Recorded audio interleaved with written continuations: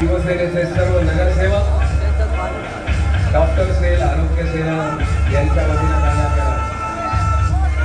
सन्मान झालेला आहे। त्यांना विनंती आहे की त्यांनी मंच थोडासा मोकळा करायचा आहे।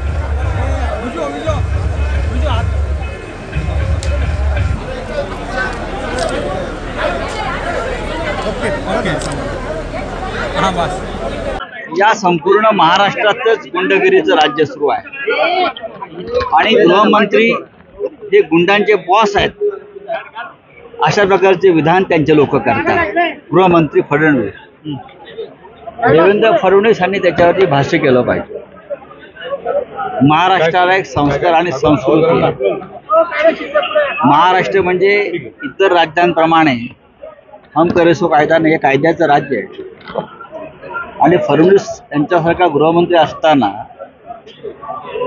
गुंड प्रवृत्तीचे लोक म्हणतात ते आमचे बॉस आहेत। हे चित्र या राज्याला शोभणारं नाही। सरकार जरी घटनाबाह्य असलं तरीही जे सत्तेवर बसले आहेत त्यांनी अशा प्रकारची भाषा सहन करावी, हे काय बरोबर नाही। इम्तियाज जलील यांचा पक्ष आणि भारतीय जनता पक्ष यांचं एक अंतर्गत संगनमत पहिल्यापासून आहे।